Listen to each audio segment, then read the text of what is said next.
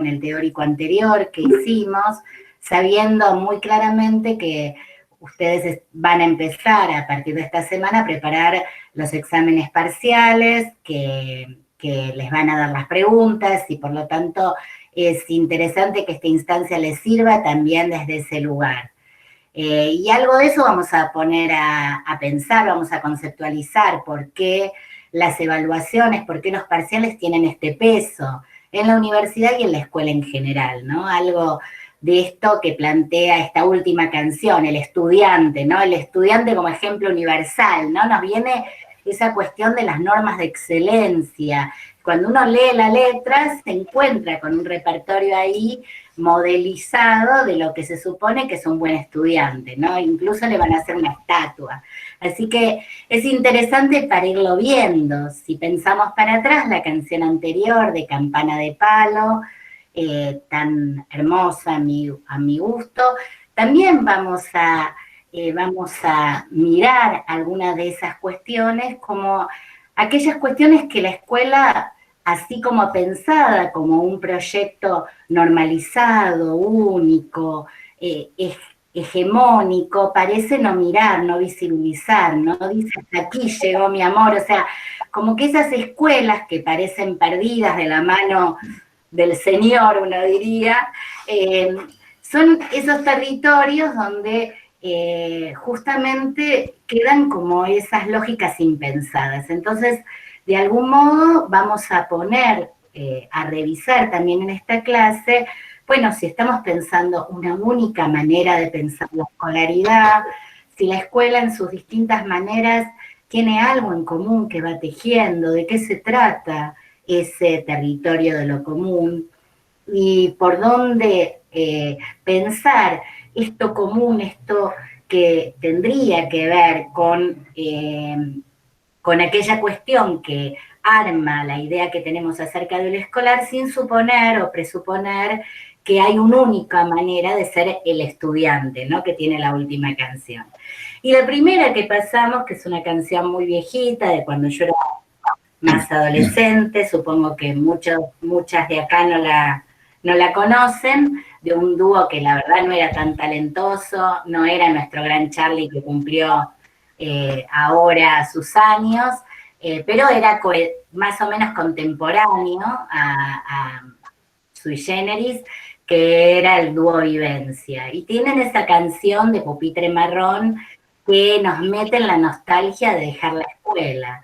Nostalgia que de algún modo yo pensaba cuando elegía el tema, parece que retorna en las noticias, ¿no? En el noticiero de todos los días, como que se trata de esas transiciones vitales, esos rituales que de algún modo organizan una vida, que esto de algún modo en el texto de Dicker ya lo vamos a conversar, organiza estas cuestiones de lo común que lo escolar supone en nosotros, porque la verdad es que todos hemos pasado de algún modo por una escolaridad y hemos terminado la primaria y hicimos el viaje de egresados, no lo hicimos, ¿no? Nos preguntamos esas cosas en un cumpleaños. Che, ¿y vos fuiste, no fuiste? ¿Cómo era? ¿Cómo eran los recreos en tu escuela? Algo de eso, de lo social, de estas marcas que van quedando de lo escolar en las subjetividades, y esto vamos a empezar hablando, estas subjetividades que organiza lo escolar. Entonces, de algún modo, el Pupitre Marrón nos pone frente a la escena de dejar la escuela, ¿no? En 2 meses más dejas una casa, dice, están terminando 5º año y hay un montón de escenas ahí de lo que ellos van recuperando de la escuela, de los pibes fumando en el baño, de el que repitió 3er año, ¿no? Situaciones que ponen en la escena un Pupitre Marrón que ya no se ven en las escuelas, pero que sí estaban en mi secundaria cuando yo la hice, y todavía están en algunos colegios. Creo que el colegio de Mario de Buenos Aires debe tener los pupitres marrones atornillados a los pisos y en escalinatas, o sea, ¿no? De algún modo ese paisaje del pupitre marrón, de la escuela, es lo que ahora el discurso político nos dice, no se puede, les pibes, quedarse sin esto, sin habitar esa despedida de lo escolar. Bueno, ahí uno le puede armar preguntas, preguntándose de qué se trata en este contexto, en este modo particular, singular que estamos viviendo este año, dejar la escuela. ¿De qué se trata entonces? Esa cuestión del reclamo de decir, bueno, tenemos que hacer igual la terminalidad, pero bueno, ¿qué significaría eso? Es una pregunta que podemos hacernos escuchando estas canciones y pensando que de algún modo lo que se está planteando es que estas marcas subjetivantes, subjetivadoras que lo escolar tiene y estas experiencias comunes no se dejen, no queden desiertas.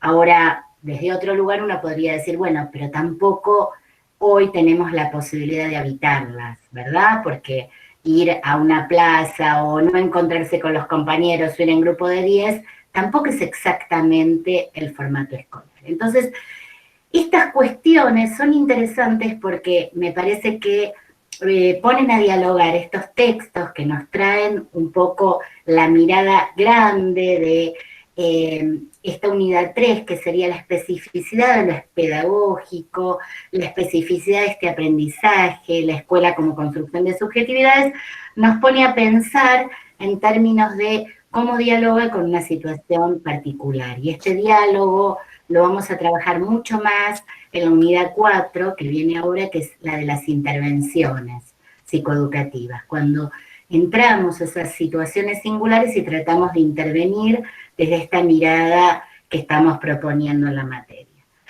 Entonces, para empezar la clase más ordenada, esto era como un preámbulo, hacemos como en todas las clases, ya llegamos a 100 personas, qué impresionante. Bueno, estamos todos, entonces ahora sí vamos a empezar ordenadamente a plantear algunos problemas casi siguiendo la lógica de las clases de la unidad 3. Solo comentando que la clase de los debates, digamos, del debate acerca de la educación emocional o la gestión de las emociones y el debate con la neurociencia, que cierran la unidad 2 e inician la unidad 3, quizás no lo vamos a trabajar tan sistemáticamente, pero que seguramente en la medida que ustedes quieran traer como preguntas, estamos abiertos. Lo mismo todos los contenidos de la unidad 2 acerca de las teorías del aprendizaje y el desarrollo. Pero dejo a Mario Zimmerman que va a empezar a plantear algunos problemas centrales de la unidad 3. Bueno, buenas tardes. Yo voy a retomar esto que plantea Débora de la especificidad del aprendizaje escolar y estas marcas subjetivantes, y para eso entonces les voy a pedir que saquen una hoja, prueba escrita, vamos a hacer unas pruebas de matemática, a ver cómo andan con eso.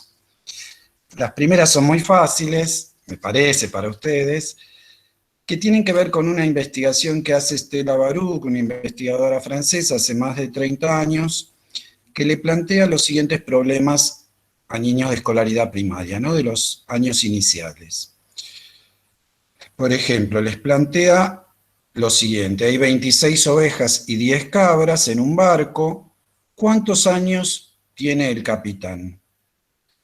Un problema parecido, un barco mide 37 metros de largo, 5 de ancho, ¿cuál es la edad del capitán del barco? Lo sorprendente es que un altísimo porcentaje de niños en los primeros años de escolaridad, bueno, por ejemplo, para el segundo problema responden que tiene 42 o 32 años, no le restan o le suman 5 a 37, o lo mismo para 26 ovejas más 10 cabras, 36, y ponen que el capitán del barco tiene 36 años. Vamos a ver otro problema un poquito más complejo y después los analizamos un poco. El segundo problema ustedes lo tienen en un libro que está en la bibliografía, Estudiar las prácticas, de Chaiklin y Leib, y plantea lo siguiente: ¿cuánto costaría enviar dentro de Suecia una carta que pesa 120 gramos? Se les da una tabla de costos, de pesos y costos a los estudiantes, esto ya es para primeros años de secundario, y se les va diciendo, bueno, para 20 gramos cuesta 2,10, para 100 gramos 4, 250, etcétera, distintos pesos y distintos costos. Hoy no lo vamos a hacer, yo esto a veces lo he hecho en el teórico de San Isidro con los estudiantes, y en general las respuestas que tengo son las mismas que respondieron los estudiantes en este problema que plantean estos investigadores suecos, ¿no? ¿Qué es lo curioso de este segundo problema? Que ellos lo hacen en dos cursos distintos, uno de ciencias sociales y otro de matemática. Grupos equivalentes, pero en dos materias distintas. Y sorprendentemente lo resuelven mucho mejor en el curso de ciencias sociales que en el de matemática. Ahora, ¿por qué lo resuelven mejor en el de ciencias sociales? ¿No? Y ahí ya voy planteando el tema del contexto como lo venimos desarrollando desde las primeras clases, ¿no? Esto del contexto como lo que atraviesa y no solo lo que rodea. Parecería que acá hay algo de lo contextual, ¿no? De los reglas, propósitos, instrumentos que se ponen en juego en la clase de sociales, que no son los mismos que los de matemática, que hacen que los procesos cognitivos sean también diferentes. Vuelvo a la pregunta inicial. ¿Por qué lo resuelven mejor los de ciencias sociales? Porque lo que hacen es consultar la tabla. Consultan la tabla, ven en qué rango de precios está ese peso de la carta y copian. Esto tiene el mismo formato que el colectivo, ¿no? Uno pasa de sección y pasa el precio del costo del boleto. Los de matemática, ¿qué hacen? ¿Qué es lo que en general hacen los estudiantes en el teórico de San Isidro? Que yo les digo a propósito, pueden usar calculadoras si quieren. Entonces empiezan a hacer reglas de tres simples, proporciones, sumas, restas, etc. Los de matemáticas suponen que hay que calcular, porque en una prueba de matemática no puede ser tan pava esa prueba que yo miro en un cuadrito y copio lo que está escrito en el cuadro. Mientras que en ciencias sociales, como están trabajando la unidad didáctica del correo, sí podría ser así. Vuelvo al primer problema. ¿Qué pasa con estos chicos que cuando se les pregunta la edad del capitán, suman las cabras más las vacas? Uno podría decir, son chicos poco inteligentes, chicos desatentos, chicos con un problema de discalculia. No, yo diría que son muy buenos alumnos que ya han pescado lo que Betina en unos minutos va a desarrollar un poquito más, que es esto del oficio de alumno. También ella va a desarrollar qué pasa con la evaluación en la escuela. Yo sobre esto no me voy a detener ahora, sí en el concepto de contrato didáctico. En este caso particular, los chicos han aprendido de manera implícita, por ejemplo, que una prueba de matemática debería poder resolverse con los datos que tiene ese problema, que no sobran ni faltan datos, que la prueba es parecida a una que se hizo anteriormente en clase, más toda una serie de reglas, como si lo pueden hacer individualmente o en grupo, si es en la casa o en el aula, si es para entregar la semana que viene o en 15 minutos, ¿no? Como ustedes con el parcial esta semana también, ¿no? ¿Qué instrumentos? ¿Tienen la calculadora para hacer este problema? ¿Tienen el abaco? ¿Tienen papel y lápiz? ¿Tienen una computadora? ¿No pueden usar nada y tienen que guardar todo abajo del pupitre? ¿No? ¿Qué instrumentos, qué reglas, qué formatos de interacción? ¿Pueden pedir ayuda, no pueden pedir ayuda, etcétera? Esto está atravesando esta práctica, que es una práctica específica. Yo a veces en la vida real digo extraescolar, tengo datos que no me sirven y me faltan los que sí necesito. No sé, tengo que arreglar un enchufe y no sé qué cable necesito, pero sé la temperatura, por ejemplo. En la vida cotidiana, digo, me manejo con otros conocimientos que quizás son intuitivos, mientras que en la escuela no hay una artificialidad, hay prácticas simultáneas, artificiales, y prácticas explícitas, ¿no? Hay una enseñanza explícita, un aprendizaje explícito, que no ocurre la mayoría de las veces en la vida cotidiana extraescolar.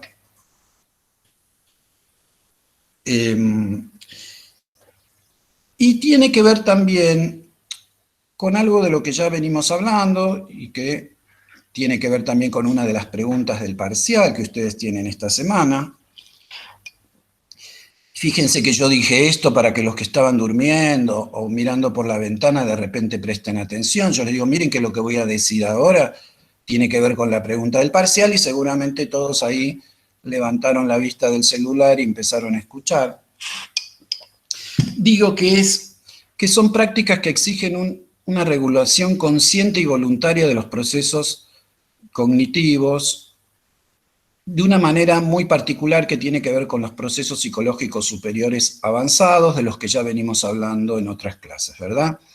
De los que habla Wersch, retomando a Vygotsky, y que son procesos con un fuerte componente de metacognición. Yo en la escuela no solo hago cosas, sino que reflexiono sobre las cosas que hago, si esas cosas me resultaron fáciles o difíciles, si mi compañero lo hizo de otra manera, si hay otros procedimientos, en qué me equivoqué, si puse mal el resultado pero bien el procedimiento. Digo, hay toda una reflexión metacognitiva sobre los propios procesos cognitivos de memoria, atención, percepción, etcétera, que son muy particulares del contexto escolar.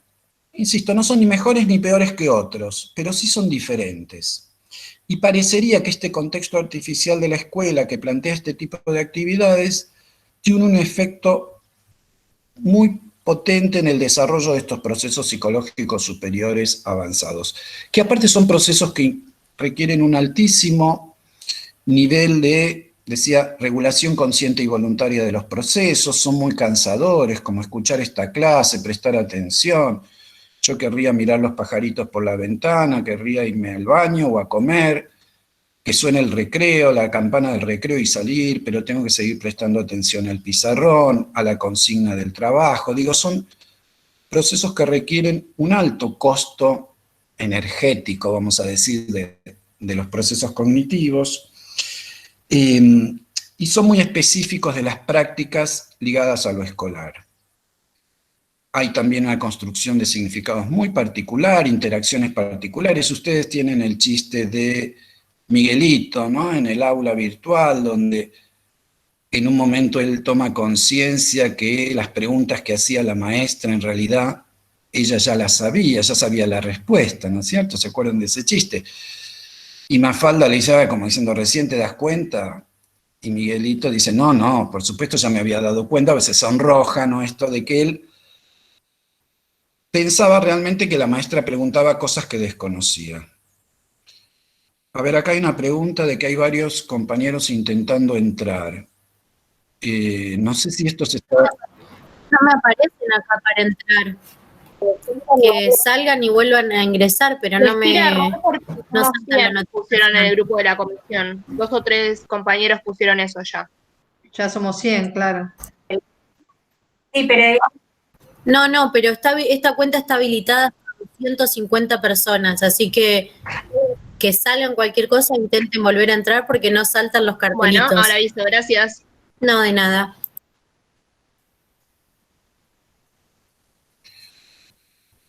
Bueno, y dice, quizá tienen el link viejo, eso puede ser también, porque hubo un cambio de link. Les paso el link por acá y se lo pasan a la comisión, por el chat.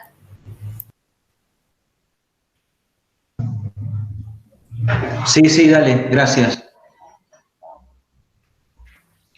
Bueno, eso está resuelto, entonces, y yo voy a ir cerrando. Justamente decía que Bettina iba a retomar esto de la especificidad del aprendizaje escolar, entre otras características vinculadas a la especificidad, es que son aprendizajes puestos ahí, enseñados y aprendidos para ser evaluados, que no es un detalle menor, y que tienen que ver con algo que los niños van aprendiendo, que es este oficio de alumno. Ustedes tienen otro texto, por ejemplo, que plantea, el título es muy sugerente, ¿no? En la vida 10, en la escuela 0, cómo niños que resuelven muy bien problemas matemáticos en la compraventa callejera, en las favelas de Brasil, quizá fracasan en las pruebas de matemática como las que les planteé yo antes.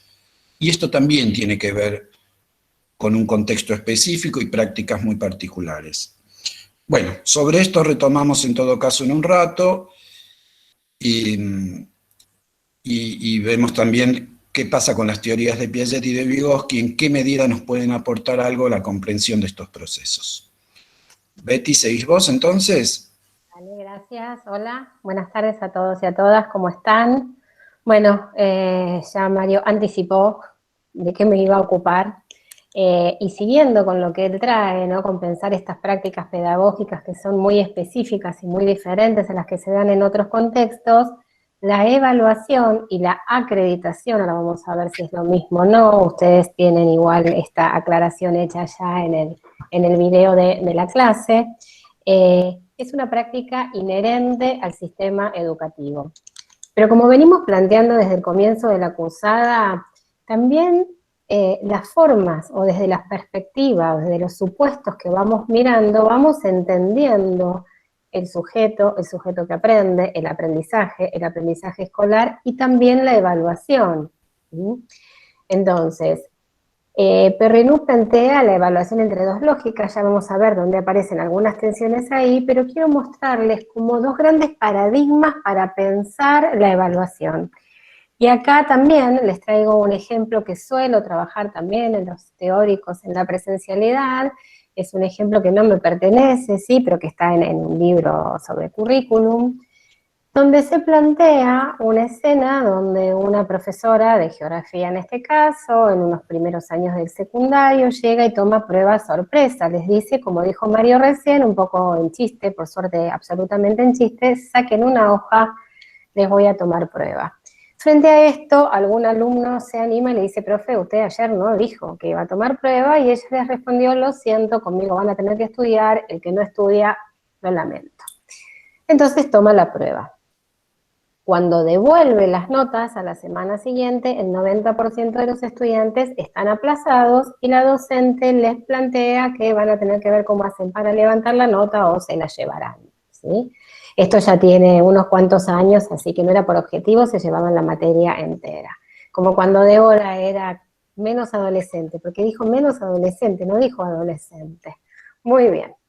Ok, era menos adolescente que ahora. Yo también, y Mario también escuchábamos esa música cuando éramos menos adolescentes. Bueno, ahora, la misma situación contada desde otra perspectiva. Llega la docente, les dice a los estudiantes, saquen una hoja, les voy a tomar una evaluación, algún alumno o estudiante se anima, le dice, profe, usted ayer no nos dijo que iba a tomar prueba sorpresa, les dijo, no se preocupen, ni siquiera sé si les voy a poner una nota cuantitativa, esto es para ver por dónde andan, qué entendieron, qué tenemos que pensar en relación a la temática que estamos viendo. A la semana siguiente, cuando devuelve las evaluaciones, un alto porcentaje tiene un regular, ¿sí? Ya no están aplazados, y la profe empieza la clase explicando los contenidos que no habían sido bien resueltos en la evaluación. Claramente acá tenemos dos formas de intervenir absolutamente diferentes, porque hay dos formas muy distintas de entender el sujeto y el sujeto que aprende y el aprendizaje escolar, ¿sí? En una primera situación, la evaluación está pensada como control y selección, nada más. Control, aprobó, no aprobó, pudo, no pudo, quedó por fuera, ¿sí? En una segunda instancia, acá hay un docente o una docente en este caso que considera, ¿sí?, que la evaluación está al servicio tanto del aprendizaje como de la enseñanza. Y este es un planteo que se hace incluso desde la didáctica. ¿Qué quiere decir al servicio del aprendizaje? Es para saber por dónde va el proceso de aprendizaje de los estudiantes. Y por otro lado, porque nos permite a los docentes ajustar las prácticas de enseñanza, ¿sí?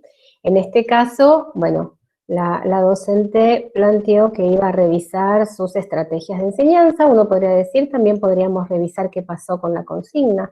Tal vez algo de la consigna generó esta dificultad, ¿no? Cuando hay un 90% de estudiantes que no pudieron aprobar, en todo caso, desde una mirada más decisionista, si queremos, o de un sujeto aislado, ¿quién va a ser el responsable de este fracaso? El estudiante. Es la mirada del déficit. Otra vez ponemos, sí, los dos paradigmas que también trajo en algún momento Débora en relación a los debates, ¿no? Que si bien no vamos a entrar específicamente, hay una unidad de análisis absolutamente diferente y hay una perspectiva muy distinta, una vez desde considerar el sujeto, ¿no? Desde una mirada del déficit, entender que si no pudo es porque no estudió, porque no sabe, porque no puede, ¿sí? Es su problema, Y el otro es entender en esta unidad de análisis interaccionista, relacional, situacional, contextuada, donde en todo caso acá hay un docente que entiende que las situaciones de andamiaje previas son necesarias, ¿no? Y acá también, Mario cerró recién diciendo, también podemos pensar, ¿no? En todo caso las teorías psicogenéticas y sociohistóricas, ¿para qué nos sirven? Para pensar algunas de estas cuestiones. Bueno, acá también podemos pensar si el error siempre va a ser visto como aquello malo, aquello que está malo, en todo caso es parte de un proceso de construcción y entonces uno puede tomarlo provisoriamente como correcto, si queremos pensarlo así. Y también desde Vygotsky poder pensar que una buena evaluación en todo caso tiene que ver con poder identificar qué tipo de ayuda necesita aquel estudiante y cómo se los ofrezco. Ahora bien, me van a decir, bueno, ¿y la acreditación? La acreditación es una de las funciones de la evaluación. La acreditación tiene que ver con la certificación, y la certificación es absolutamente necesaria y obligatoria en todos los niveles del sistema. Bueno, en realidad en el nivel inicial no hay certificación, no hay acreditación de aprendizajes. Esto no quiere decir que no haya evaluación, ¿sí? La evaluación más pensada como comprensión, la evaluación pensada como retroalimentación, la evaluación pensada más desde su perspectiva formativa, que es aquella que permite ir haciendo los ajustes para ir facilitando la enseñanza, pero la acreditación, o lo que se conoce también como evaluación sumativa, es aquella que mira un producto final, como por ejemplo, empezamos este teórico diciendo, se viene el parcial, ¿sí? ¿Y por qué tomamos un parcial? ¿Por qué una situación de evaluación que va a acreditar un saber o no lo va a acreditar, o de qué manera lo va a acreditar? Porque está dentro de la normativa. Porque el sistema educativo, ¿sí?, tiene esta práctica de acreditación, de certificación de saberes. Para que ustedes puedan recibirse, tienen que tener aprobada determinada cantidad de materias que son propias del programa, ¿sí?, o del plan que estén cursando. Para eso tienen que aprobar una tesis, ¿sí? No, me distraje con el chat, me parece que era por el tema que está con ustedes, ¿no? Ok, listo. Y esta acreditación posiblemente, ¿sí?, sea una de las tensiones importantes que tiene el sistema. Ahora bien, podemos pensar formas y formas de acreditar, y podemos pensar formas de asistir para poder llegar a la acreditación, ¿no? Cuando nosotros venimos planteando que la escuela es responsable de generar condiciones para que todas y todas puedan aprender, en todo caso uno pensará esas formas de asistencia a la hora también de poder llegar a una evaluación, a una situación más de cierre. Es cierto que en algún momento ustedes tienen que poder aprobar psicología educacional para, entre otras cuestiones, poder acceder a su título en algún momento. Y esto, digamos, que en general esta acreditación, que es, vuelvo a decir, una de las funciones de la evaluación, se supone que lo que valora, porque en definitiva es un valor, es otorgarle un valor a un conocimiento, es otorgarle un valor a una parte de un proceso, y pensemos siempre en la evaluación como una actividad intersubjetiva, ¿sí? Allí hay un docente, hay un estudiante al menos en esta situación. Ahora, si bien explícitamente la certificación viene a valorar aquellos aprendizajes propios del currículum formal, ¿qué es el currículum formal? Son aquellos contenidos que están explicitados en el programa, es aquello que se va a brindar, se va a enseñar y se va a evaluar justamente. Bueno, Perrenú dice que en realidad en la escuela todo es sometido a valoraciones de excelencia, juicios de excelencia, dice él.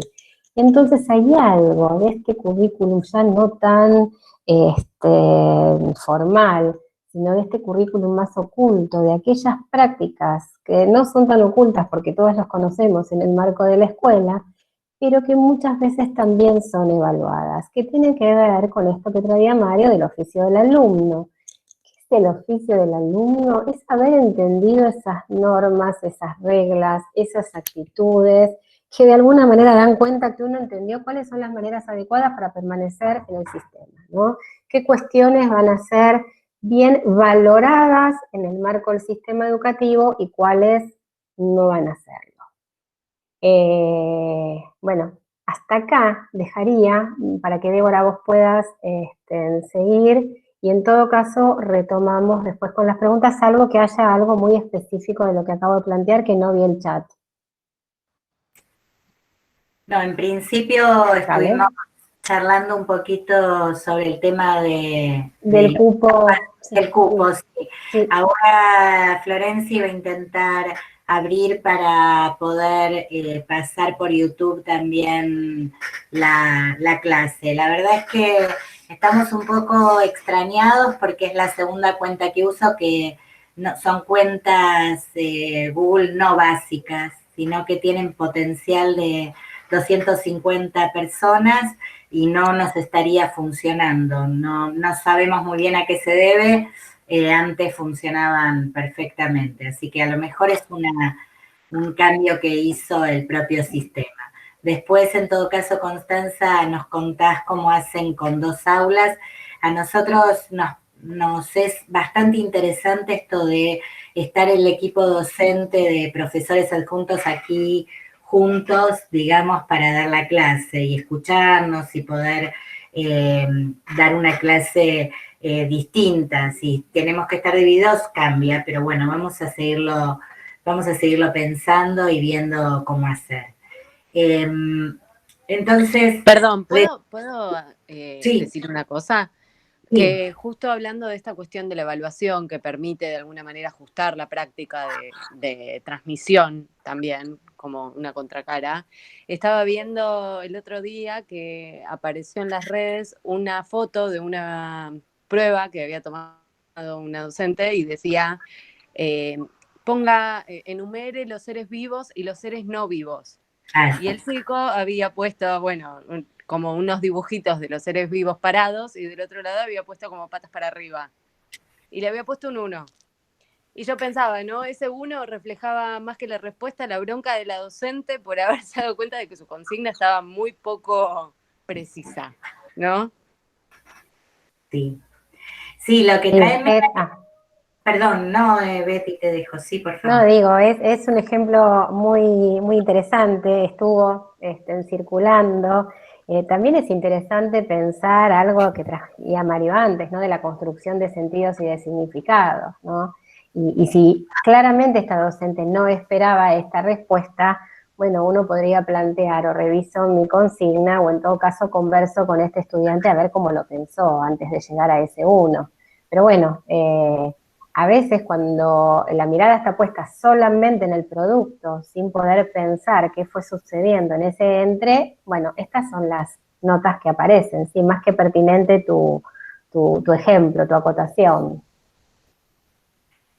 Bueno, y en ese sentido nos metemos con una patita que nos permite entrar al último de los temas que queremos traer, que en realidad tiene que ver con la clase de esta semana, que básicamente tiene que ver con esta idea, bueno, ¿qué es lo justo? De algún modo, recién Melanie traía un caso que uno lo ve el uno y dice, es injusto, ¿no? Y yo me imagino a la mamá y el papá, si los tiene, quejándose, al chico, chica, chique, quejándose.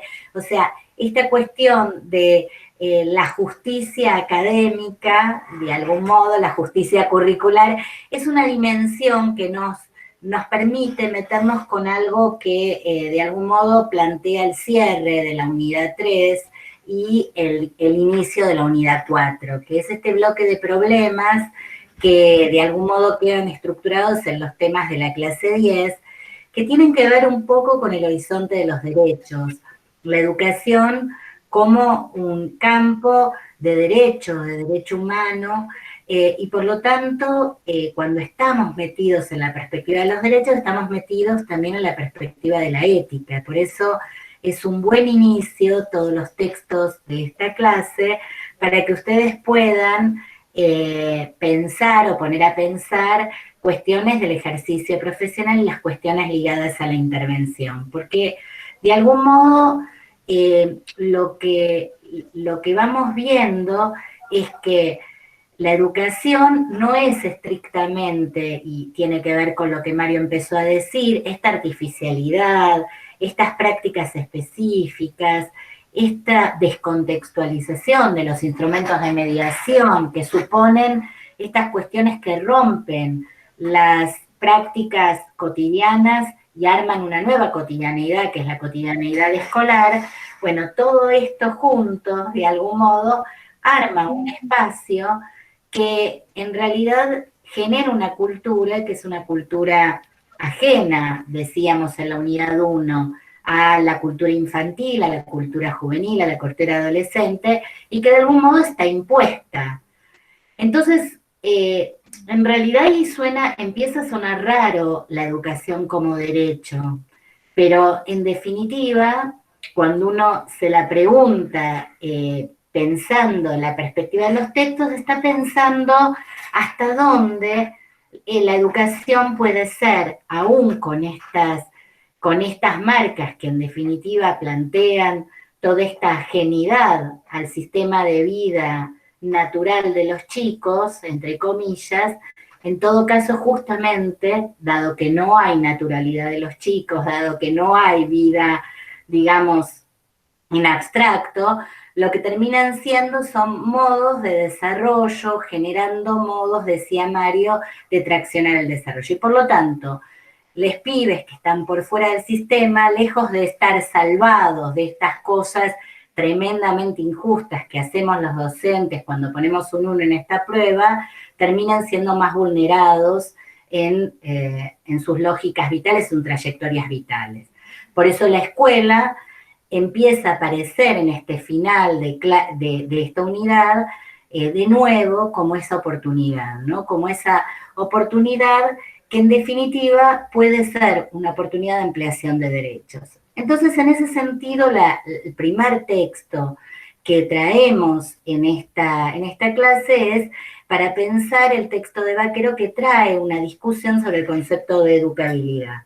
Y allí la pregunta es si los chicos y las chicas tienen que tener condiciones para entrar a la escuela. Si realmente si digamos, para poder ser educados, tenemos que estar bien nutridos, tenemos que estar bien dormidos, tenemos que tener una familia que nos ayude. Claramente este año aparece en este sentido una exigencia muy grande. Fíjense cómo de algún modo la pandemia desnuda las dificultades que tiene un sistema de plantear la educabilidad de su población, cuando la piensa desde esta lógica de los individuos que pueden entrar a la escuela. Porque en este momento lo que el sistema parece estarle pidiendo a las familias es que se hagan cargo de una cantidad de cuestiones, que tengan conectividad, que tengan sus propios aparatos, ¿no? También se lo pide a los docentes, por cierto, ¿no? Entonces, ahí aparece, como decía un compañero, la docente uberizado, ¿no? La idea de que tenemos que traer nuestras propias máquinas para poder trabajar. La idea del docente Uber es bien interesante, como esta escena nos mete en esta cuestión.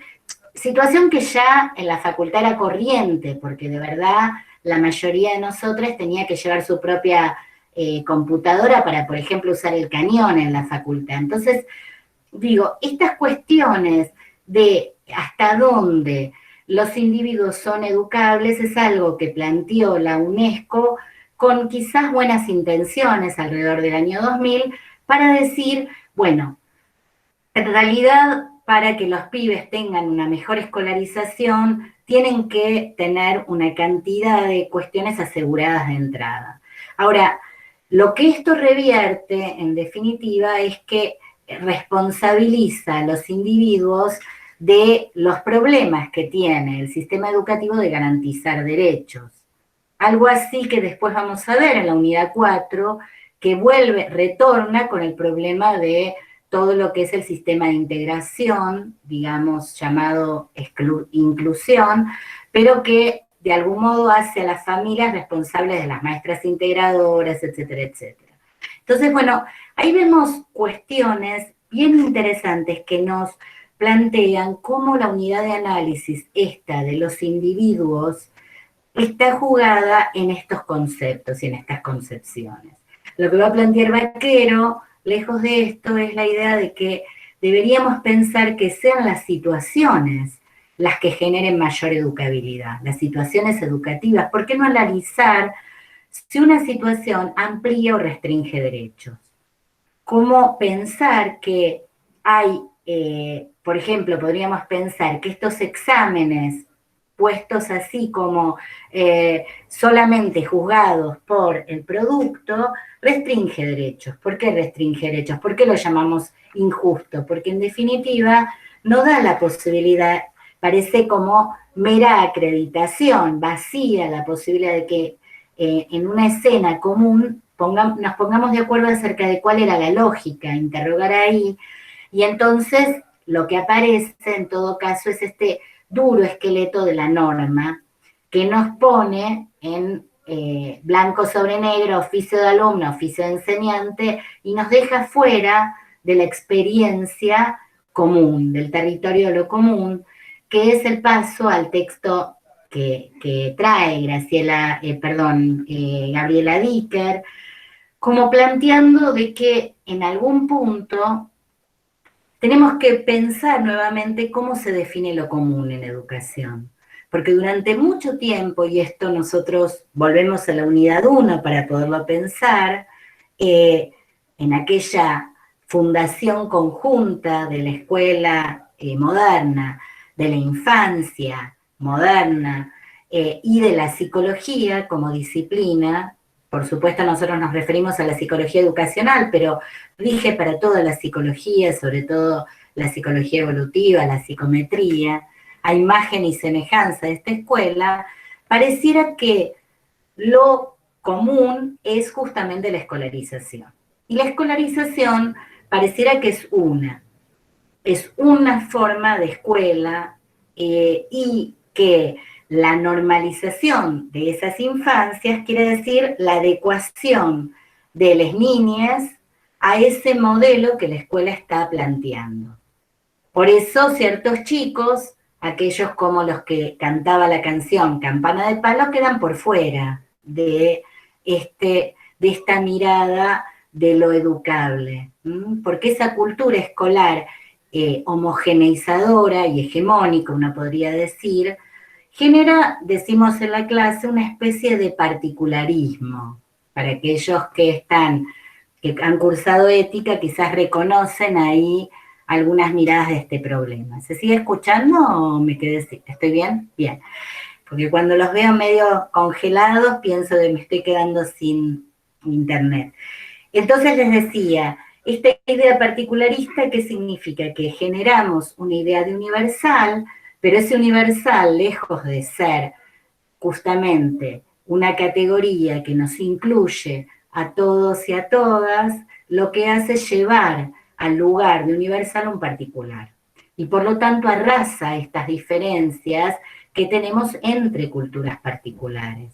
¿Qué lugar hay entonces para incluir aquellos que están dentro de las grandes mayorías? Pues no se trata de una cultura de las minorías, esto es importante tenerlo en cuenta.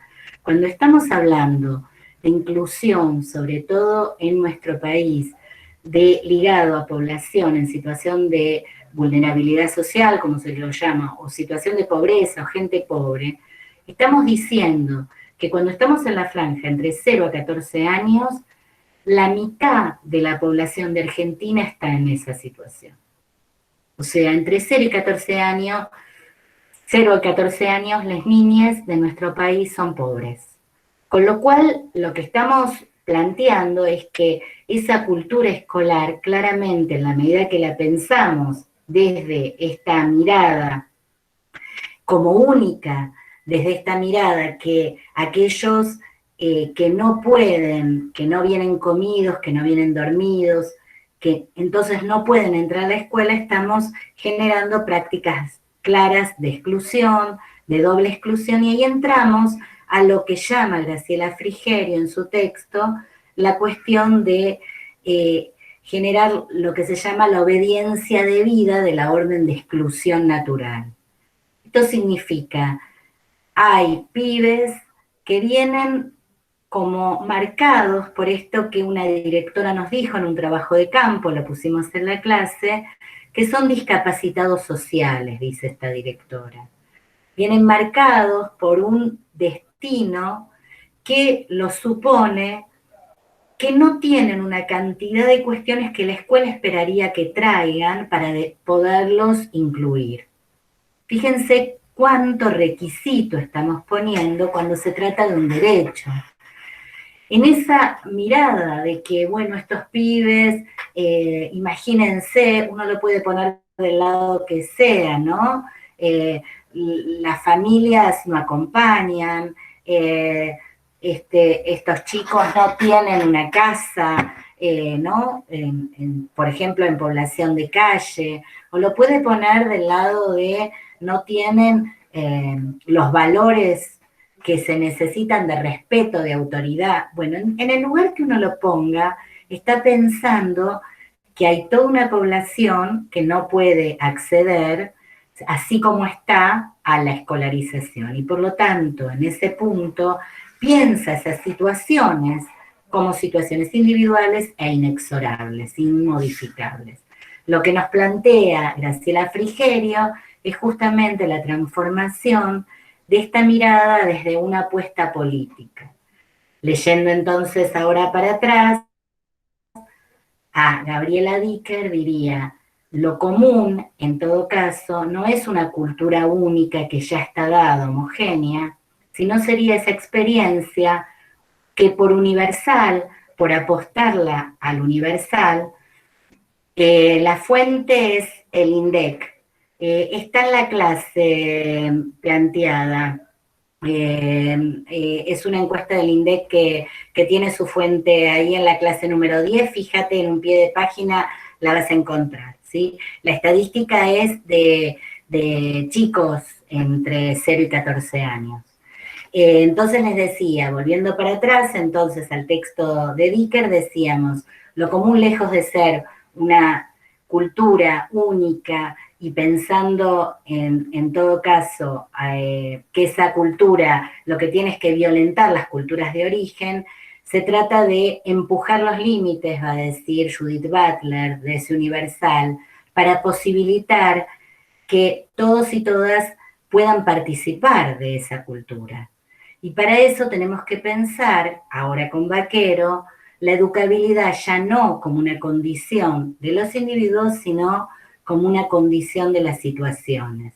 Y entonces, apostar políticamente, va a decir Graciela Frigerio, desde este horizonte de derecho, a que una institución y un docente pueden ser, justamente pensando en esta potencia que trae Mario, de que la escuela puede generar estos caminos de subjetivación, estas marcas subjetivantes, pueden ser el lugar por el cual justamente se habiliten otras lógicas, se pueda habitar una situación común donde, por ejemplo, la palabra sea moneda corriente, que no es moneda corriente en ciertas poblaciones, donde la violencia es moneda corriente, pero entonces en la escuela algo se habilita. Pero en tanto, justamente, todos formemos parte de ella, no generando esta mirada de que necesitamos tener ciertos requisitos para entrar. En ese sentido, justamente volvemos a la unidad 2, porque ahí está la base, y ahora vamos a entrar en todo caso a las preguntas. A ver, acá se plantea, ¿cómo se pensaría lo común sin que sea una cultura única? Es que justamente lo común es ese territorio de lo común, es ese territorio, ese escenario, esa situación donde cada uno entra con su singularidad, porque todos somos distintos, todos somos diferentes. Ninguno es ninguno está en la infancia que la modernidad supuso. Eso lo trabajamos en la clase 2, el agotamiento de esa modernidad. Lo que nos muestra es que vivimos, dice Sandra Carli, en situaciones de infancia muy diferentes, que pertenecen a tiempos históricos muy diferentes. Es muy difícil hoy cohesionar la mirada acerca de lo infantil. Decir, los niños de 6 años tienen en común tal cosa y por lo tanto pueden estar en primer grado todos estos niños. Primero porque no hay ninguna naturalización, no hay ninguna naturalidad de ese desarrollo. Con Vygotsky vamos a decir, dependerá de que pasen por primer grado para que a lo mejor los niños desarrollen sus procesos de una manera en particular. Entonces eso común se teje en el territorio escolar. ¿Y por qué tejerlo ahí? ¿Por qué creemos que todos y todas debiéramos estar ahí? Porque en realidad lo que estamos en este momento entregando en esta clase, tres como profesores, entregando un patrimonio social común de conocimientos, dice Graciela Frigerio, una herencia compartida. En la escuela estamos transmitiendo conocimientos que son conocimientos que las generaciones van planteando como conocimientos válidos, valiosos. Entonces, esa cultura no es necesariamente una cultura única, sino que en todo caso puede ser un lugar a tejer desde estas singularidades de la situación, tomándolas en cuenta como un sistema de actividad siempre singular, aun cuando la experiencia escolar nos remita a esto común. No sé si se entiende. Me parece que aquí volvemos a tomar algunos conceptos, yo decía, de la unidad 2, donde en la unidad 2 trabajamos justamente los fundamentos de estas miradas para poder entender por qué cultura y desarrollo mental no pueden ser pensadas como separados. No puede ser pensado justamente que los individuos tienen que llegar a tener un desarrollo mental determinado para entrar a la escuela, ¿no? Algo que se suponía, por ejemplo, en una de los aplicacionismos de cierta mirada psicométrica a la Piaget, ¿no? Bueno, los chicos tienen que ser, por ejemplo, operatorios concretos para poder estar en primer grado, porque si no, no van a entender la suma y la resta. Es cierto que la suma y la resta, para poder ser entendida en su mirada reversible, operatoria, necesita de ese sistema de construcción. Ahora, lo que podríamos decir es que si bien eso se genera a partir de cierta cuestión del desarrollo, no es al margen de los sistemas de aprendizaje pedagógico. Y por eso ahí llegamos a una situación donde la unidad 2 y la unidad 3 empiezan a estar interconectadas. Dejo acá para seguir escuchando a mis compañeros que quieran traer algunas cosas de estas preguntas y ustedes pueden ir pidiendo hacer las preguntas que quieran. Sí, Débora, yo estuve recién mirando las preguntas y quedó ahí una creo, de Ariel, no sé si está por ahí presente, que preguntaba algo de un diagnóstico, si es como un diagnóstico, pero no sé a qué se refería con la pregunta. Sí, era cuando estaba hablando sobre evaluación la profesora Vendersky. Me sonaba a ese segundo modo de evaluación como si fuese una evaluación diagnóstica para ver qué hay que corregir o qué hay que hacer para que aprendan más. Bueno, voy yo, Mario. A ver, Sí, dale. A ver si te estoy entendiendo.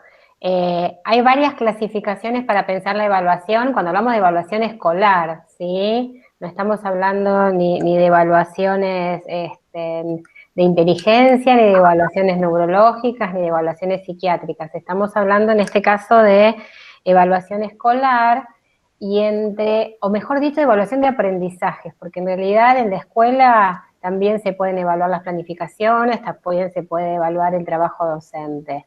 Pero hay Una de las clasificaciones acerca de la evaluación es la que plantea la evaluación diagnóstica, que es aquella evaluación que se hace en un comienzo, cuando empieza un proyecto, o lamentablemente quedó muy ligado a que la evaluación diagnóstica se da en el primer mes de clase y después nos olvidamos, pero lo que nos permite es entender un poco el punto de partida, ¿no? Para poder saber y para tener una buena evaluación del proceso de aprendizaje, debiéramos saber de dónde partió para saber a dónde llegó ese estudiante después de haber transitado determinadas situaciones de enseñanza. Entonces, si te referís a eso, esa primera evaluación, esa evaluación diagnóstica, lo que permite es conocer cuál es el punto de partida de ese grupo, de ese estudiante. Hay otra evaluación, que es la evaluación formativa, que es aquella evaluación que permite este ida y vuelta permanente, que es la que permite ajustar las prácticas, entender por dónde van los procesos de aprendizaje para poder ajustar las prácticas y pensar las ayudas necesarias, ¿sí? La enseñanza necesaria para que ese aprendizaje tenga un lugar. Y por último, este aprendizaje sumativo, que es un aprendizaje que tiene más que ver, nosotros podríamos decir, con el examen final, ¿sí? Cuando ustedes llegan al final, más allá de que muchas veces nosotros ponemos en conversación y les decimos por si interesa para más adelante, seguimos conversando, pero la realidad es que se terminó la materia, ¿sí? O el ingreso, no sé, a las residencias, donde no importa el proceso de aprendizaje, sino es un tema de selección que hará que los 100 primeros entren y los otros no, donde no está preocupando seguir con ese proceso, sino es una idea de selección. No sé si te referías a eso, ¿te contesté, Ariel? Sí, sí, buenísimo, muy claro, muy claro. Perfecto, gracias. Perfecto.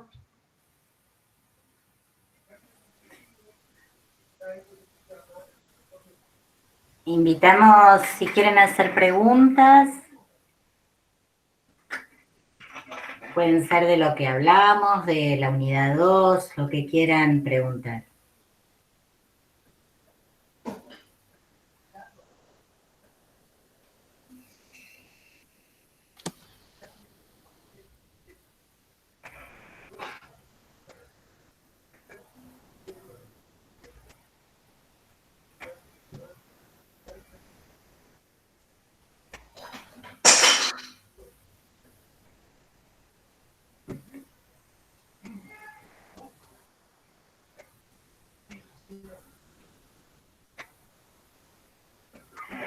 Acá pregunta Alex, hola, después de esa evaluación de niveles, ¿cómo armas los grupos en la escuela común? ¿Con qué parámetros? Estás preguntando, Alex, desde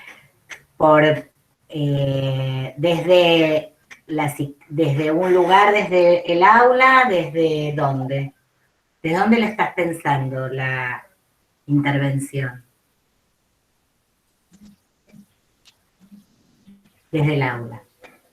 Betty, vas a ver si entiendo lo que estás planteando. La evaluación, no sé, yo diría que no tiene que ver con los niveles, ¿no? Sino entender de dónde se parte para poder ofrecer enseñanza, prácticas de enseñanza. Te diría que en general, desde miradas constructivistas, uno va a plantear en general grupos heterogéneos para que algo de la interacción con el otro permita enriquecer. Cuando vimos algo de la teoría psicogenética, por ejemplo, y pensar cómo podría darse una enseñanza constructivista, una de las cuestiones que se observan es la posibilidad de pensar los conflictos cognitivos entre pares. ¿Sí? Esta posibilidad de lo que el otro no entiende me lo trae a mí a pregunta y en todo caso me genera un conflicto allí donde yo no lo tenía, ¿sí? Porque no me había dado cuenta que estaba. Ahora, también, bueno, vos estás leyendo, Débora, que aparece algo ahí. Sí. Uno podría decir que tal vez para determinado momento prefiero un grupo homogéneo porque estoy intentando generar determinado desafío y entonces para poder generar una situación que de verdad sea significativa, en esta situación en particular prefiero un grupo homogéneo. Pero no estamos pensando, como alguna vez, esta idea de tomar estos niveles como si fuesen test, que van a plantear, por ejemplo, como traía Débora hace un rato, los no operatorios van a primero A y los operatorios concretos van a primero B. No se está pensando desde esta manera, no sé si te pude responder. Acá Alex sigue diciendo, solo le aclaro en el medio, hay una, dice, pero ofreces a todo un grupo contemplando diferencias, nivelas hacia arriba, hacia abajo, un punto medio, porque es muy complejo trabajar con tanta heterogeneidad. Sí, sumamente complejo, perdón, la idea de aulas heterogéneas, la idea de trabajar con la diversidad, la idea, Flavia Terigi habla de el aprendizaje monocrónico y en todo caso poder trabajar, que tiene que ver con esto que decía Débora hace un rato, ¿no?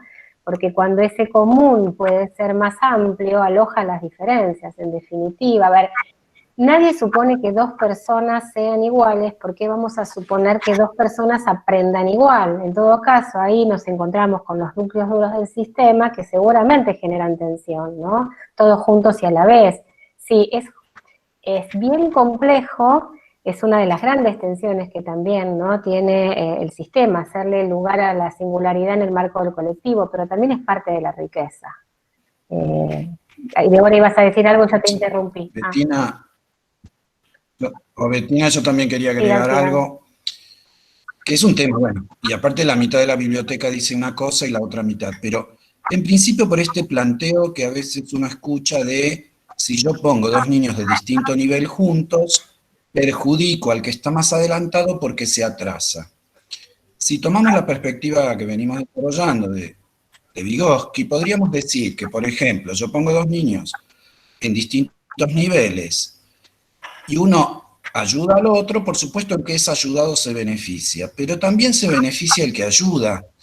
Supongamos que un niño tiene que explicarle el juego al compañerito porque el compañerito no lo entendió. Para el que esté enseñándole al compañero, explicándole al compañero, se le plantea un nivel de complejidad mucho mayor, porque no es lo mismo entender cómo se juega, no sé, el juego de cartas que por ejemplo están haciendo en la escuela, o el juego de recorrido, ¿no?, tirando un dado, que explicárselo a un compañero. O sea, el nivel de complejidad de explicarle el juego es mucho mayor.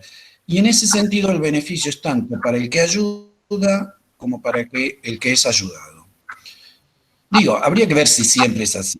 A veces la distancia, si es demasiado grande, puede ser que el compañerito más avanzado termine haciendo el juego por el otro. Entonces ahí ya no estaría funcionando como un andamiaje. Por otra parte, es cierto, y hay un problema complejísimo que tiene que ver con el aplicacionismo, que una cosa es la explicación que nos da la psicología, por ejemplo, decir, todo conocimiento nuevo es posible a partir de conocimientos previos, que es indudable, y que esto Piaget lo demuestra claramente. Entonces, ¿qué le decimos al docente? Bueno, rastree los conocimientos previos de los niños y parta de ahí. El problema es, bueno, ¿cómo hace ese docente para rastrear los conocimientos previos de los niños? ¿Le hace un psicodiagnóstico a cada uno para cada tema?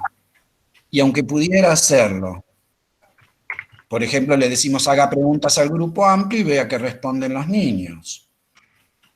Pero ahí contestan algunos. En general contestan los que saben. Los que no saben se quedan callados la boca. Como cuando uno, no sé, Débora recién planteó, habló del preoperatorio, del operatorio concreto en Piaget, suponiendo que ustedes ya saben de lo que ella habla, y si hubiera preguntado, bueno, ustedes saben, lo vieron con Piaget, ¿no? Los tres que se acordaban dirían, sí, lo vimos en genética, y los otros 97 no dirían, no, ¿quién es Piaget?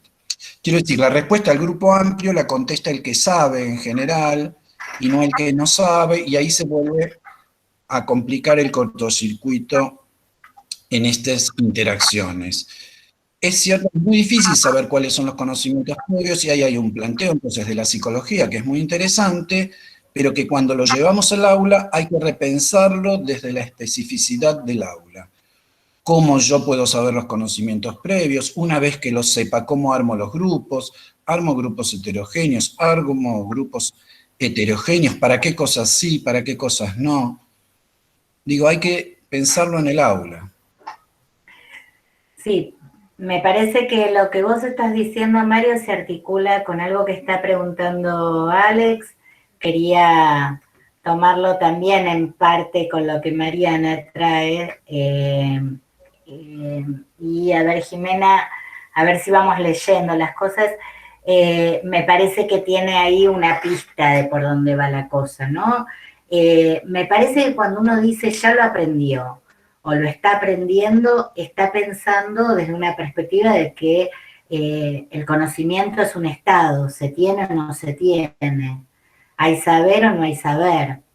Cuando uno dice ya lo aprendió, está pensando en esa mirada. Desde nuestra perspectiva del constructivismo situado, que nosotros tratamos de pensar estas situaciones, lo que estamos pensando es que todo el tiempo estamos aprendiendo.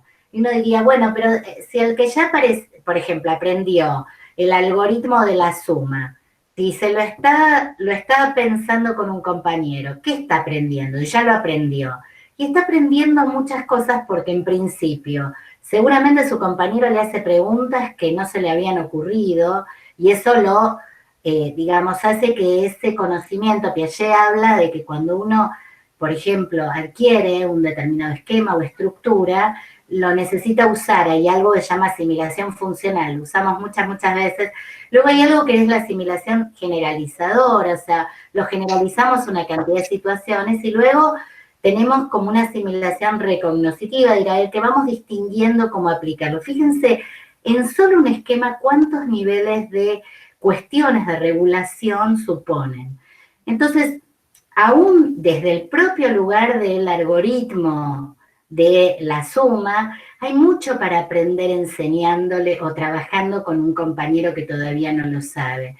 Ni que hablar si lo pensamos, la experiencia escolar, desde el lugar de todo lo que hay para aprender en una escuela, que no es solamente los conocimientos, o sea, lo que llamamos el conocimiento conceptual, sino también al mismo tiempo estamos aprendiendo modos de socialización. Decíamos recién, la escuela va armando ciertas subjetividades que son las que nos van planteando como sociedad, digamos. Si uno tiene que pensar en ciudadanías, uno tiene que ahí elegir como apuesta política, si uno está apostando a ciudadanías más solidarias o a ciudadanías más competitivas, más meritocráticas.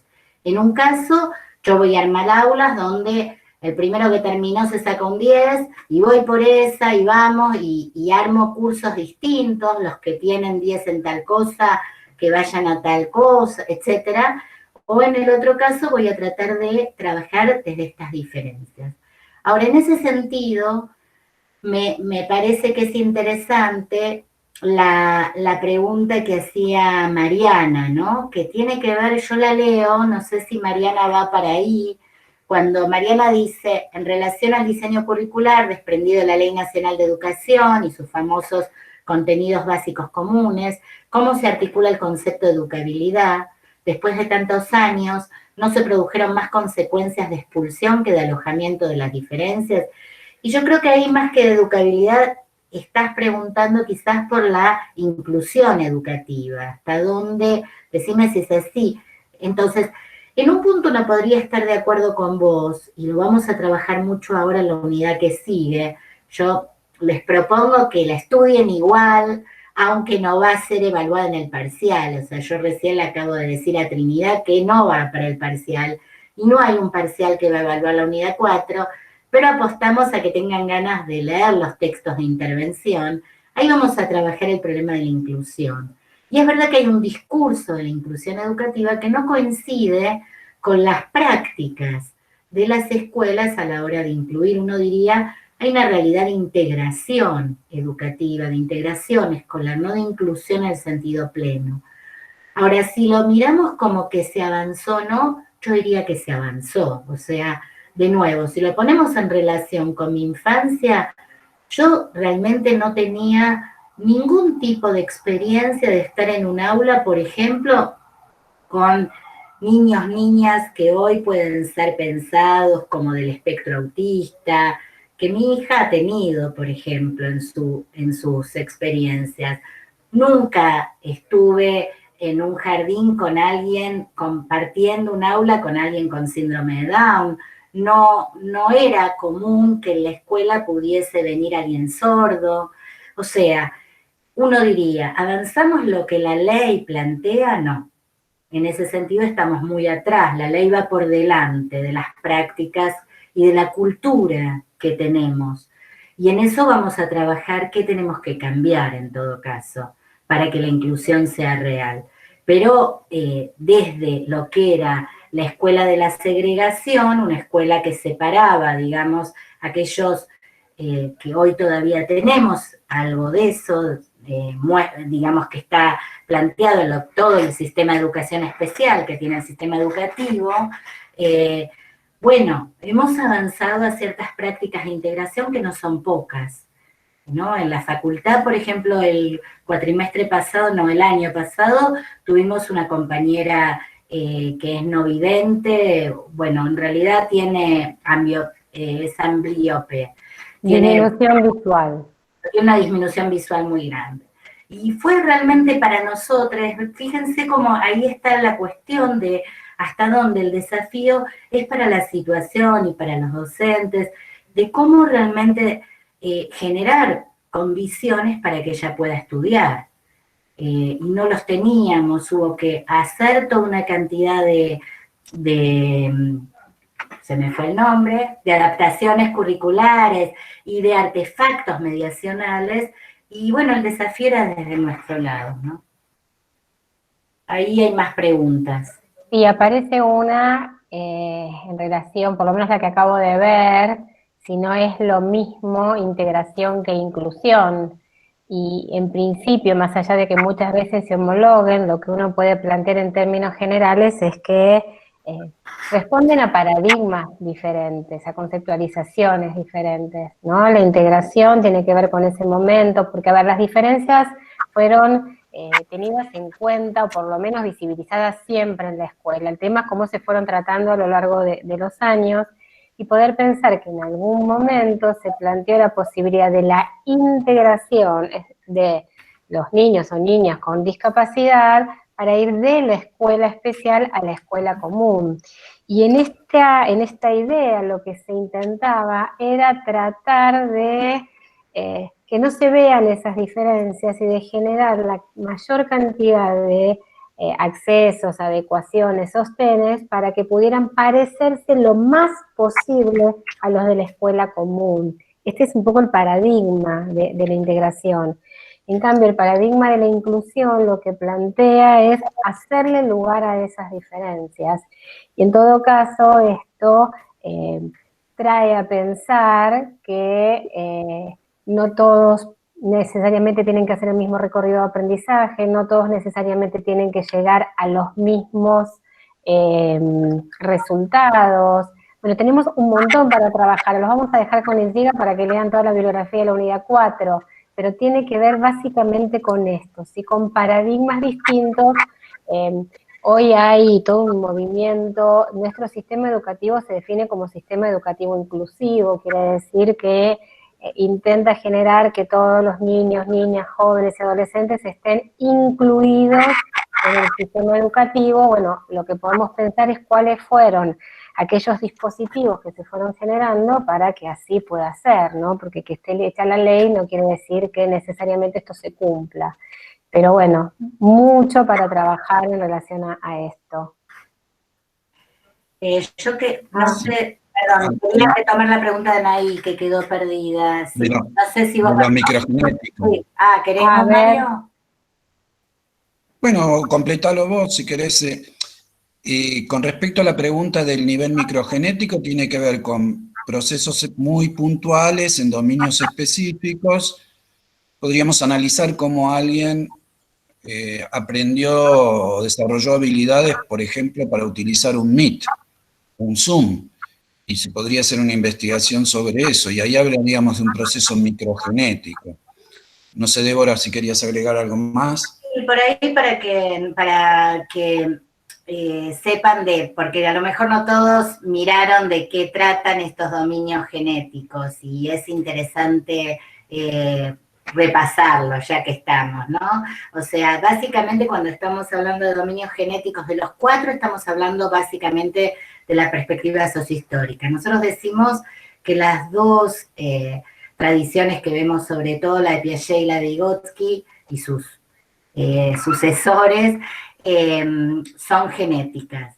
Pero cuando hablamos de los 4 dominios genéticos, estamos pensando en Vygotsky. Vygotsky es el que describe 4, hay algunas diferencias con la descripción que hace Piaget.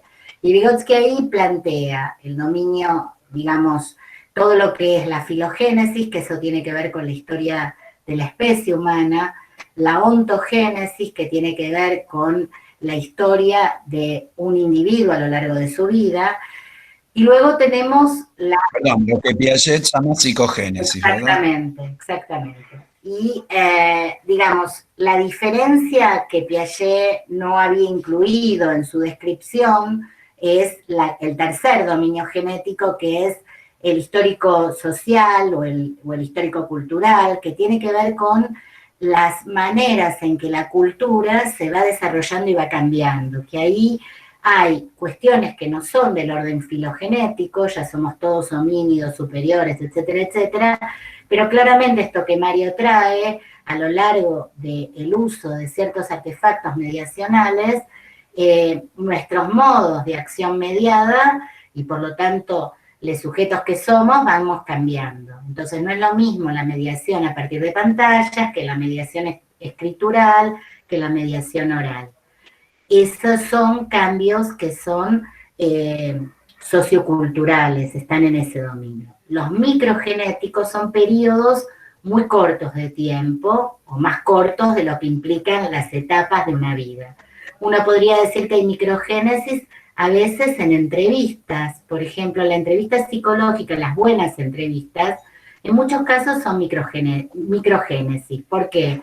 Porque a veces uno sale de una entrevista y en este punto puede ser cuando uno hace una investigación o cuando uno hace una consulta con un especialista, como descubriendo algo que no sabía cuando entró a esa entrevista, ¿no? Hay algo que se produce ahí de aprendizaje y no se produjo a lo largo de una vida, se produce en ese tiempo.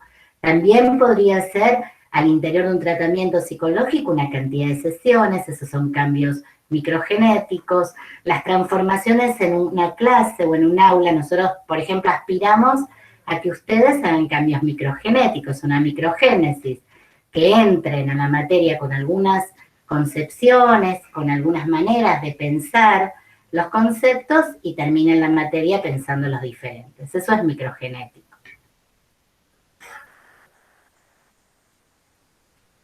Sí, Débora, yo lo que agregaría, ahí sí en Piaget, cuando vos referís al dominio sociogenético, al nivel sociogenético, que es cierto que Piaget no toma la cultura de la misma manera que Vygotsky, pero sí que cuando él piensa los cambios en el nivel epistemológico, en la ciencia, hace un análisis sociogenético, pero en cómo se fue transformando el conocimiento científico.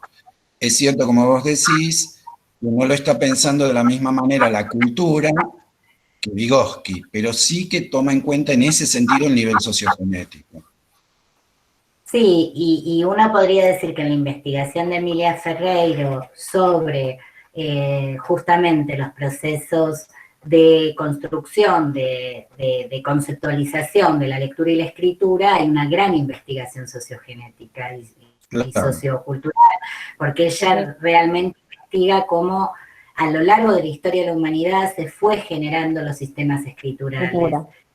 Claro. Entonces ahí hay claramente, y en general en las investigaciones de cuño de lo que llamamos hoy, digamos, en la ciencia genética crítica o el constructivismo crítico actual, todas tenemos en cuenta este dominio. De hecho, nosotros, por ejemplo, en la investigación que hicimos sobre construcción, digamos, y conocimiento y lectura de noticias y noticieros, trabajamos cómo fueron trabajándose los distintos sistemas de generación de noticias, porque eso es bien interesante. Por ejemplo, los pibes de hoy tienen un sistema de noticias que es mucho más complejo para poder entender y para hacer una lectura crítica que al que tenía mi papá en los años 50. ¿Por qué? Porque en los años 50 había un sistema bastante sucesivo de cómo las noticias iban planteándose. De hecho, había diarios matutinos, ese diario matutino era leído en la radio, había un noticiero televisivo al mediodía, ese noticiero traía las noticias que se habían plazado durante la mañana, luego había los diarios de la tarde, había un diario que se llamaba La Razón, que tenía una quinta y una sexta edición cuando se generaban nuevas noticias, y finalmente el noticiero de la noche, que era para toda la familia. Ese sistema de armado de las noticias genera hacia cualquiera de nosotros que trata de entenderlo una cuestión muy distinta que el sistema actual de circulación de la información. ¿Qué otras preguntas? Yo creo que las de acá las hemos respondido. No sé, Alex, si te quedó claro, si querés seguir diciendo. Jimena, también decís Sí. algo. No sé si hay alguna inquietud con respecto al parcial.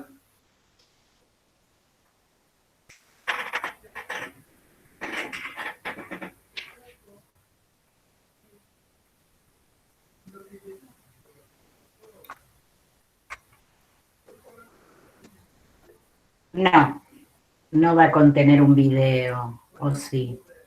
Sí, El parcial, Alguno sí. podría contenerlo. Sí, en algunas comisiones, Alguno sí. podría contenerlo. Sí, Sí, no todos. sí, va a haber. Tienes razón. A ver, El de Santiago del Estero, si no recuerdo mal, ¿no? sí, pero sí, retomo un video de los que vieron ya, es verdad, tenés razón. El de Paso Rubia. En realidad, miren, igual ahora esta semana les van a dar las consignas a todos. Cada comisión tiene consignas diferentes porque, bueno, cada ayudante también reconoce un poco por qué caminos anduvo enseñando más fuertemente. Nosotros creemos que en ese sentido vale la pena generar una evaluación en torno a la enseñanza, esto que decía un poco Betina. Miran, ahí ya sabe que tiene la de Santiago del Estero, claro. Sí. Entonces Y otra comisión más también. Sí, hay varias preguntas que tienen en realidad cuestiones. Hay una pregunta que retoma la unidad 2, digamos, donde plantea algunos conceptos de las teorías del aprendizaje y del desarrollo, y hay una pregunta que toma la unidad 3. En general son preguntas amplias de desarrollo para que ustedes puedan articular y elaborar. Justamente no esperamos que, digamos, pongan un resultado, esperamos leer un poco el proceso de elaboración, de comprensión de ustedes. Es cierto que eso a veces entra en tensión, y lo quiero decir de entrada, con la lógica de la cantidad de páginas que tiene el aspecto formal, ¿no? Porque uno diría, bueno, si quieren saber qué pensamos, ¿por qué no nos dejan explayarnos? Y bueno, porque en realidad, en parte también nos interesa evaluar qué posibilidad de sintetizar y por lo tanto de priorizar lo central de la respuesta están teniendo ustedes. En ese sentido, queremos entender por dónde la están pensando, pero creo que un buen parcial se hace si ustedes primero escriben en algún lugar un plan de escritura y tienen algunas ideas de por dónde, y después se quedan con lo más jugoso, ¿no?, de la respuesta, porque eso nos muestra qué es lo que ustedes están priorizando. Sí, y aparte tiene que ver con las características del instrumento, porque es un parcial a libro abierto, domiciliario. Copiar y copiar de los textos no agrega demasiado. Es más interesante ver qué seleccionaron como específico para esa pregunta. Y con respecto a las dos preguntas, va a haber una pregunta que tiene que ver específicamente con lo que desarrollamos la vez pasada y algo hoy, de en qué nos están aportando las teorías del desarrollo para pensar problemáticas educativas. No sé, por ejemplo, hoy Betina dio habló del tema del error constructivo. Bueno, esto que plantea Piaget, ¿por qué tiene que ver con lo educativo? Si bien es una investigación psicológica, ¿por qué nos sirve para pensar situaciones educativas? Yo hoy planteé también el tema de los procesos psicológicos superiores avanzados. ¿Por qué eso nos permitiría pensar algo de lo escolar? Bueno, van a tener distintos conceptos de esas teorías, pero seguramente en todos los parciales va a haber una pregunta donde pongan en relación teorías psicológicas y problemáticas educativas. Y otra pregunta que apunta más a la especificidad del aprendizaje escolar, que es bien de lleno de unidad 3.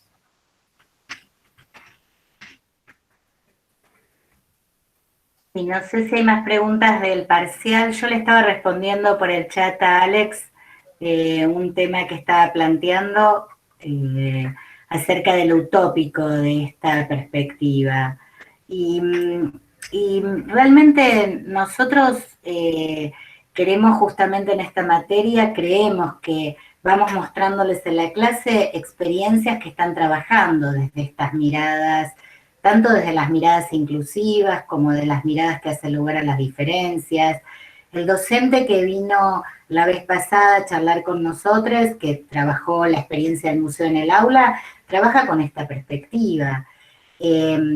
Creemos que la escuela sí, la charla con Cárdenas, exacto, la de Paso Rubia también trabaja con esta perspectiva. Por supuesto, siempre estamos diciendo que no, esto no es todo el tiempo. Esto se pone en diálogo con las tensiones que tiene una institución y un sistema educativo que, tal como dijo Bettina, es el que construimos en la mogamía. Esto quiere decir que nuestra lógica como sistema es la lógica de la acreditación. Es la lógica de un sistema en el cual hay que, ya voy ahí con lo de los artefactos, pero hay que poder, digamos, acreditar paso a paso y en un año y todos juntos. Entonces, el parcial que ahora les vamos a tomar, la verdad es que a nosotros nos hubiese gustado que quede al final de la materia, para poder escuchar cómo ustedes piensan esto con la unidad 4 incluida. Pero las fechas no las ponemos nosotros, la pone una institución, por eso Bettina traía, esto es parte de una caja normativa, y por eso todo el tiempo nosotros remitimos a la dimensión política. Porque no se trata de sistemas ideales, justamente, no se trata de utopía, se trata de cómo generar condiciones de enseñanza y cómo generar situaciones donde se amplíen derechos allí microgenéticamente, en un aula, en algo que se puede, no todo el tiempo, porque el sistema tiene esta modalidad que es bastante meritocrática, si uno la quiere, ¿no? Es un sistema que está armado de ese modo. Y en ese sentido es fundamental el planteo de las intervenciones como la potencia que tenemos como psicólogos cuando estamos en una escuela.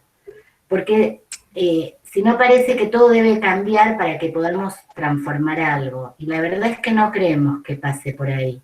Se pueden cambiar tocando simplemente algunas cosas, y esas son las que les vamos trayendo. El video que tuvieron en la unidad 1 muestra un poco eso.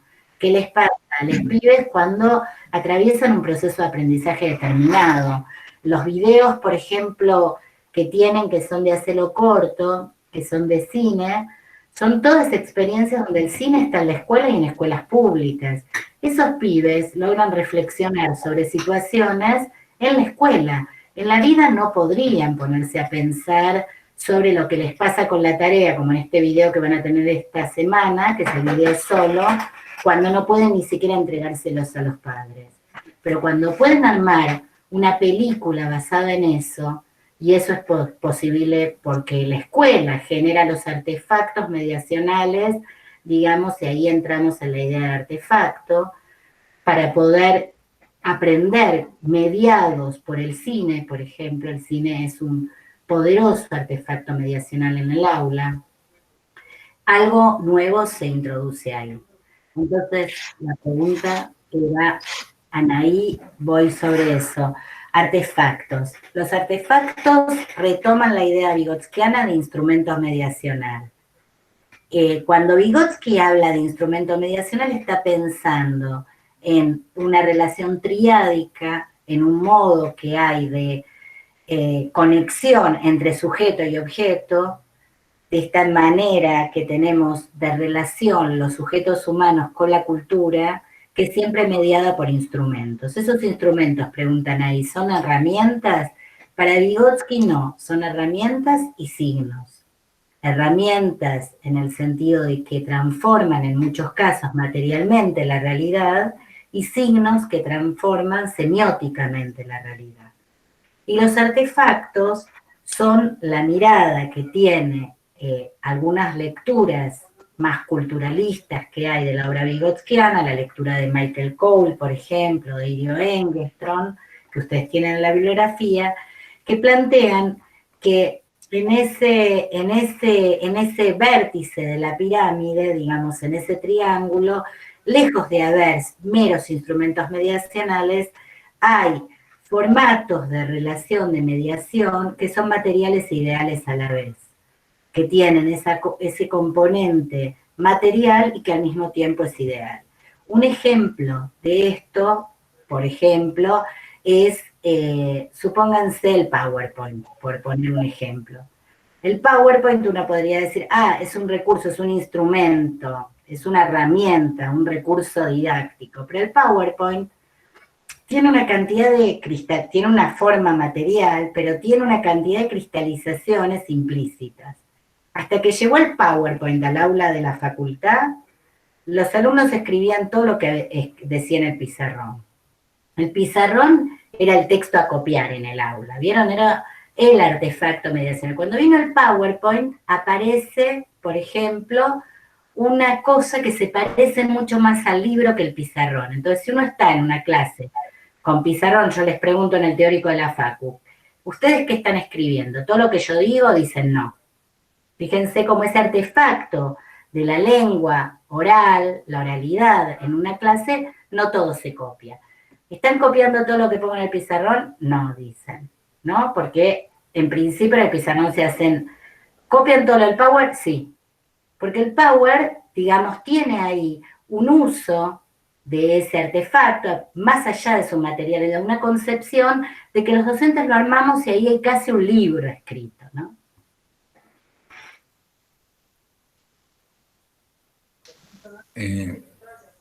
Sí, a ver, y ahora le cedo la palabra a Bettina para que conteste. Esta es una pregunta que se reiteró, creo, de la vez pasada, del error constructivo y conflicto cognitivo. Nos habrá quedado como un error constructivo en agrego nuestras simplemente a prácticas lo de que dijo enseñanza. Débora. ¿Cómo?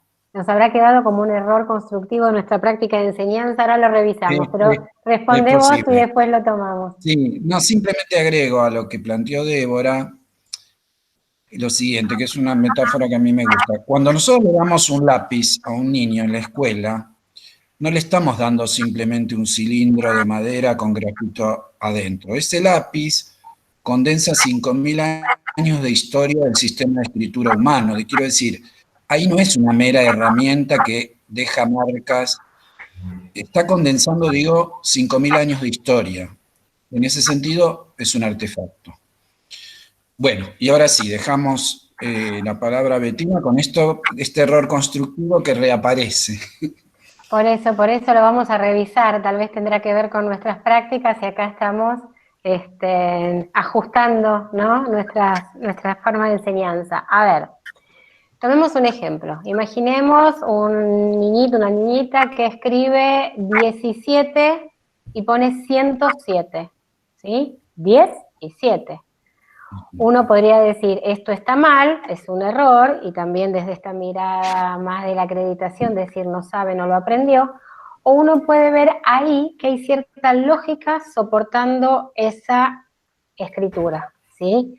Uno podría decir, este es un error constructivo. Acá hay una lógica en la construcción, ¿sí?, de la escritura del número, en este caso, que da cuenta de ese error. Esto es un error constructivo, es un error que uno podría decir por el cual necesito pasar, a veces se hace explícito y a veces no, a veces lo vemos y a veces no lo vemos, para seguir construyendo y entender en algún momento que posiblemente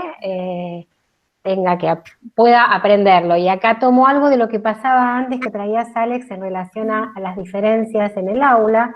tal vez alguien le pueda decir, no, lo pusiste mal, porque los 10 se escriben con 2 y los 100 se escriben con 3, por ejemplo, que son aprendizajes pedagógicos, son aprendizajes que circulan dentro del aula.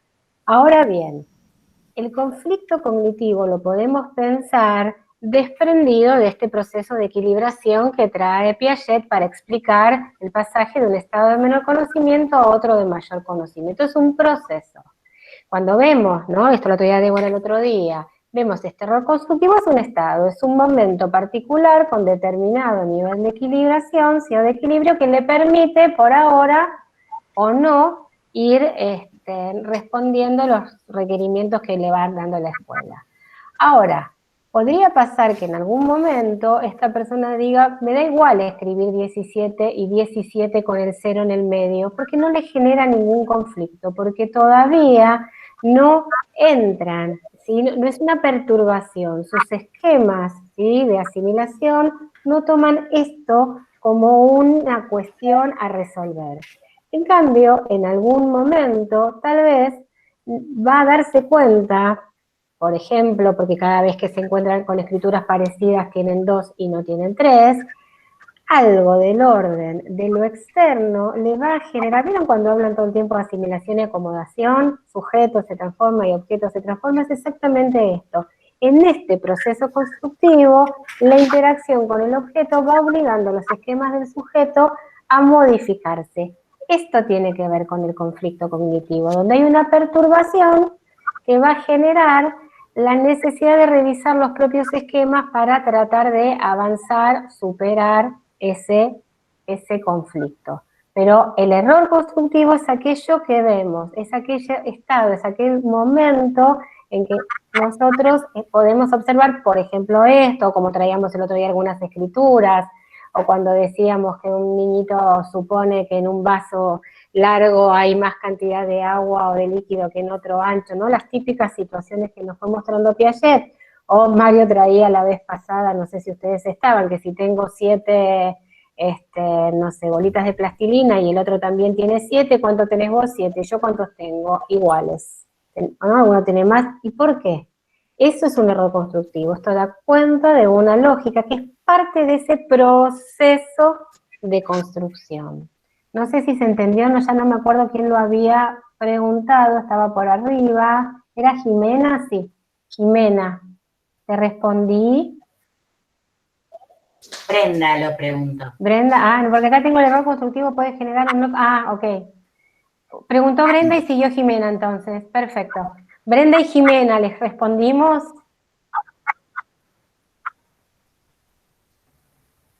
¿No están más? Puede ser. Sí, contestaron que sí. Estamos pasando de la hora. No, contestaron que sí. Perfecto, no las vi, perfecto. Ahí. Bueno, gente, estamos llegando al final de la clase. No sé si quedó alguna pregunta por hacer, algo. En principio, el viernes vamos a dar, digamos, una clase parecida a esta, así que en el caso que quieran, seguramente seguimos con este tipo de dificultades, vamos a transmitir también por YouTube, así que si quieren traer algún tipo de pregunta o algo, mandarla con gusto, ¿sí? Bueno, muchas gracias. Aparte el viernes van a tener las consignas del parcial todas las Aluvión de preguntas el viernes. No nos discrimines a la comisión de los sábados. Muy bien. Los sábados es verdad. Bueno, gente. Bueno, hasta la próxima, gracias. Un gusto. Chao. Gracias, chao. Chao, gracias. Gracias. Chao.